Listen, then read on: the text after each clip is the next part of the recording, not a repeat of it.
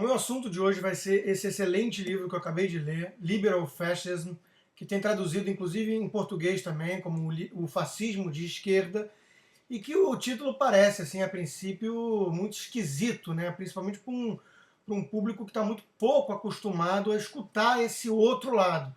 E o que o autor defende, então? Jonah Goldberg, né? É um jornalista que atuou em diversos lugares, né? Como no Los Angeles Times e USA Today e Times de Londres, né? Bom, qual é o principal argumento dele? É que o fascismo, apesar de hoje ser xingamento aí, quase que monopólio, né, que a esquerda usa contra tudo aquilo que não é esquerda coletivista, automaticamente passa a ser fascista, né? Então, quer dizer, um neoliberal que defende redução do Estado, ou Estado mínimo, é um fascista.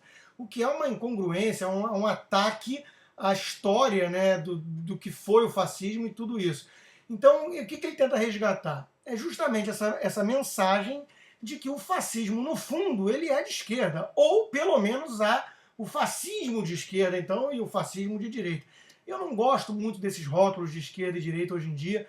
Eu prefiro separar entre coletivistas e individualistas, quer dizer, aqueles que acreditam que o indivíduo é o fim em si, então tem que ter a liberdade individual máxima possível preservada, liberdade esta de caráter negativo, ou seja, ausência de coerção. E do outro lado, então, tem os coletivistas de todos os tipos, né? Os racistas, os classistas, os nacionalistas, que são aqueles que colocam, então, alguma entidade coletiva qualquer, raça, classe, nação, como a finalidade em si. E os indivíduos, então, passam a ser ali os simples meios sacrificáveis para esse fim maior. Ora, quando a gente entende a coisa por esse prisma, o fascismo é o quê? É o nacionalismo levado ao extremo. Né? Quando você pensa em Mussolini, que inclusive tem todo um histórico de origem no socialismo, o que era isso? Né? Um enaltecimento ali da nação, né? A Itália como orgulho e como um fim em si, e aqueles indivíduos, então, como meios, como peões sacrificáveis nesse tabuleiro aí de xadrez que preza, então, a nação acima de tudo. É importante ressaltar que o fascismo de Mussolini era anti-individualista, anticapitalista, antiliberal, obviamente. Aí você vai então para o fascismo alemão ou nacional-socialismo de Hitler. Igualmente também coloca o quê? A raça ariana, né, como a finalidade em si. Tudo aquilo que não é a raça pura, então não presta, deve ser sacrificado no altar da sua ideologia coletivista. E quando você vai para o comunismo, é o quê? É a classe, então, os proletários do mundo todo univos como a finalidade em si. E aí os kulaks e todos aqueles que não fazem parte dessa classe, os burgueses, né, você então vira como o inimigo. São mentalidades de tribo, né, que pegam todos aqueles que estão dentro da tribo contra todos aqueles que não estão. Nós contra eles, né? E é mais ou menos isso que o autor tenta mostrar historicamente, que foi então a história do fascismo.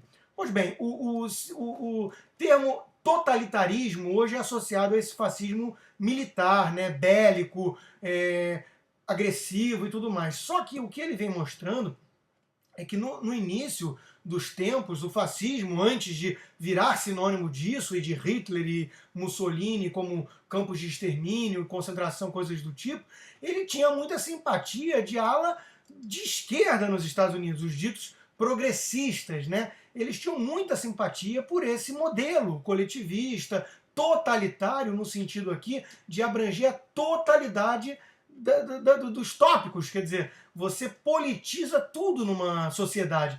É preciso lembrar que os nazistas tinham verdadeira obsessão, por exemplo, com alimentos orgânicos, né, com fumo, a cruzada antitabagista, a raça pura tinha que ter, então, a saúde coletiva era um tema de Estado. Quer dizer, o que esses diferentes tipos de fascismo fazem? Eles politizam todos os assuntos. Então, o simples ato de você fumar ou de você se preocupar com o que você ingere no corpo, que é um ato individual, que não diz respeito a mais ninguém, nesses regimes totalitários eles passam a ser, então, assunto de Estado. tudo que o indivíduo faz passa a ser assunto de Estado. O Estado não vai deixar ninguém para trás, não vai deixar nada para trás. Ele vai se meter em tudo na sua vida. Esse era o lema do Mussolini no fascismo, né? Nada fora do Estado, tudo dentro do Estado. Ora, isso não é muito parecido com o que a gente vê aí vários progressistas defendendo até hoje em dia, né, e usando a linguagem militar, pelo menos como metáfora, para justificar então o avanço do Estado, né? A guerra contra as drogas, a guerra contra o aquecimento global e o ambiente, a destruição do ambiente, esse ecoterrorismo que se transformou o movimento ambientalista hoje em dia. E tudo isso que nós vemos hoje em dia, a esquerda, ou pelo menos a dita esquerda coletivista nos Estados Unidos e no mundo todo, abraçando como causas, né? Verdadeiras cruzadas morais, onde o Estado não pode deixar nada para trás. Vai cuidar da educação dos nossos filhos nos extremos detalhes e coisas do tipo. Então, o livro é muito interessante, eu acho que vale a pena a leitura, tem ele traduzido para o português, porque ele é um choque para muitas pessoas que estão acostumadas a essa falsa dicotomia, né, de polarizar na política os extremos opostos, aí a extrema-direita e a extrema-esquerda. Então coloca Stalin, por exemplo, de um lado, e Hitler do extremo oposto. E esquece que Hitler e Stalin são muito parecidos em diversos aspectos. O programa que levou o Partido dos Trabalhadores Nacional Socialista de Hitler ao poder em 1933, esse programa foi desenhado então lá em 1920 e poucos, e está aqui no apêndice o programa, né, na íntegra. Quando você vai ver os 25 itens do Partido Nazista, é basicamente a bandeira aí dos progressistas, né?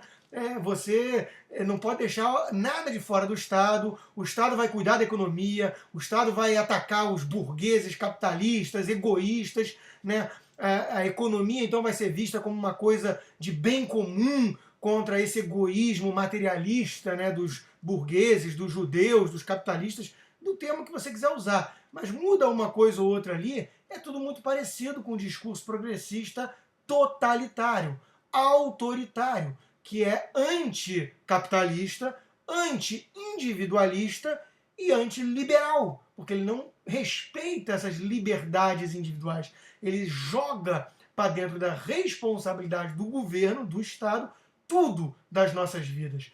Então é um resgate dos fatos históricos tão deturpados por conta da propaganda esquerdista feita no mundo. Os Estados Unidos esteve muito perto do fascismo em qual época? Na época em que o fascismo era moda, antes de virar sinônimo de Hitler e de campo de concentração e câmara de gás.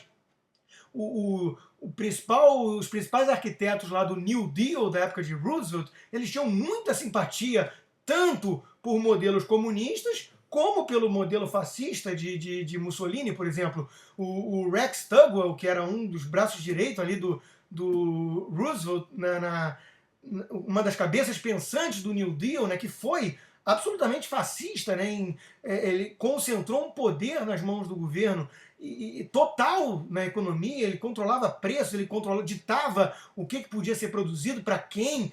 Foi um avanço estupendo sobre as liberdades individuais, civis, tudo, né?